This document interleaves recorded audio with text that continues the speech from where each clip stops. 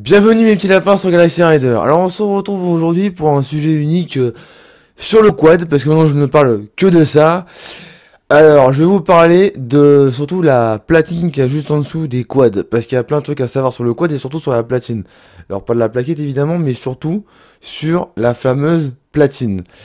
Il y a quelque chose à savoir, et là vous allez en savoir un tout petit peu plus, parce qu'évidemment je vous promets à chaque fois que vous saurez un peu plus sur un sujet dans une prochaine vidéo. La vidéo, la voici, et vous allez en savoir un peu plus là-dessus.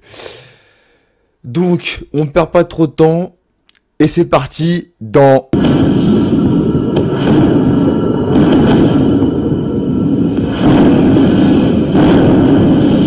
Et bien voilà mes petits lapins, donc maintenant nous y sommes pour une fameuse démonstration avec les platines qui sont toujours les mêmes de ce que je vous ai montré dans toutes les vidéos jusqu'à maintenant. Voilà, parce qu'il y aura plein d'autres trucs qui vont arriver dans des prochaines vidéos. Donc voilà, la platine se trouve comme ça actuellement. Voilà, vous la voyez bien. Vous avez déjà vu le dessous. Mais maintenant, ce que nous allons parler, c'est du truck. Et c'est exactement ce que je suis en train de toucher actuellement. Donc cette pièce qui est sous la platine, ça c'est ce qu'on appelle un truck. Le truck, on peut aussi le retrouver sous des skateboards. Parce que dans les skateboards, comme vous voyez bien, les roues sont maintenues par un truc. Ce truc, c'est ce qu'on appelle le truck. Voilà. Donc sur les skateboards, il est beaucoup plus gros. Et là, comme vous voyez, il est beaucoup plus petit. Et ça, c'est ce qui permet... Ça sert à quoi avant tout, ce truc? C'est ce qui permet de pouvoir faire la direction, de tourner et de pouvoir faire le quart externe. De se diriger, de manipuler ses rollers un peu comme on veut. Un peu comme on fait pour le roller en ligne, pour ceux qui me suivent déjà, qui font du roller en ligne. Et ben là, on fait pareil avec les quads, grâce à cette fameuse pièce. Mais évidemment, le sujet de la vidéo, c'était cette fameuse pièce. Les rollers, quand on les achète, j'ai dit qu'il fallait faire un truc. Et ben, c'était quoi ce truc avec ce truc? Il y a des boulons qui sont juste en dessous. Et là, je suis actuellement en train de vous les montrer. Les boulons qui sont juste en dessous. Quand le quad est neuf, l'entreprise, quand elle les a montés, elle a serré ces espèces de boulons à fond.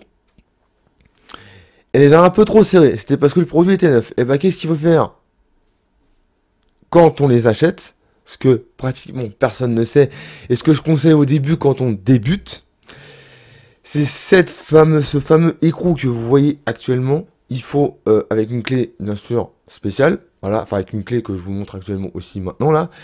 C'est qu'il faut la dévisser jusqu'à ce qu'on arrive à ras du bout de la vis, même un tout petit peu avant. Il faut qu'il reste à peu près 1 mm. Voilà, de ce que actuellement je suis en train de vous montrer là actuellement sur le plan d'à côté, je sais pas si vous comprenez bien. Je referai d'autres intros d'explications dans d'autres vidéos, voilà.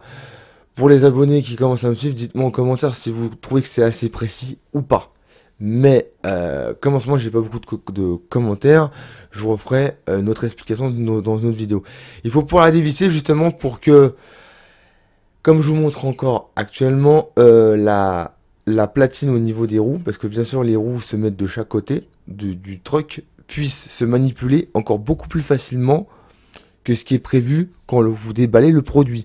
Comme ça, quand vous débutez en quad et vous avez acheté des rollers en ligne ou en quad, comme la vidéo précédente que je vous ai dit, si vous avez réussi à vous décider bien évidemment, vous débutez en roller, vous avez décidé d'acheter des rollers en quad, pour pouvoir débuter en toute tranquillité. Moi je conseille actuellement, je conseille toujours, et même actuellement, de dévisser l'écrou qui a juste en dessous le truck, pour que ça soit beaucoup plus facile à manipuler. Après, en fonction de votre niveau, quand vous aurez progressé, il y aura un choix à faire, soit de resserrer ce fameux truck, ce fameux écrou, pour que ça soit beaucoup plus dur à manipuler, parce qu'il y en a qui préfèrent avec des trucks plus serrés, donc une platine de quad beaucoup plus dure, et il y en a qui préfèrent avec des trucks moins serrés, donc plus avec l'écrou qui est plus dévissé, pour avoir des platines beaucoup plus souples. Ça dépend, serré ou souple. Mais quand on débute, faut qu'on arrive à découvrir que le quad, comme vous voyez actuellement, soit plus facile à manipuler.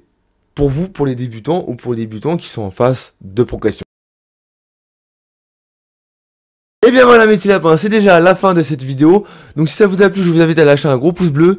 Si la vidéo vous avait été utile, tous mes conseils vous avaient été utiles, dites-moi en commentaire si ça vous a apporté pour commencer le roller en ligne ou en quad. Bon, essentiellement en quad, parce que je parle que de quad en ce moment. Donc dites-moi en commentaire si ça vous avait été utile. Voilà.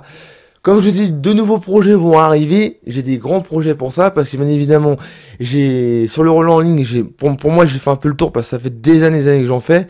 Il y a assez de tutos. J'ai trouvé qu'en fait, bon, je vous l'expliquer dans un prochain vlog, mais il y a assez de tutos pour moi, pour vous expliquer comment on doit se tenir en roller et comment on doit rouler. Et je m'en suis un peu lassé, donc évidemment, maintenant, je fais d'autres vidéos.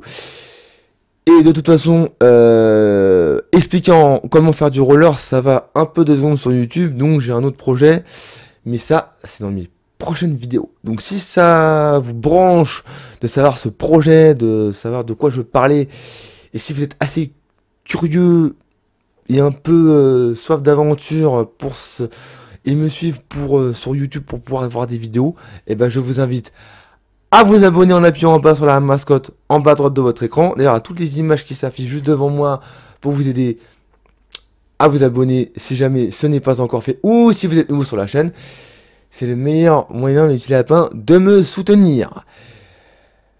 Sur ce, on se dit à bientôt et n'oubliez pas qu'un rider avance toujours droit devant.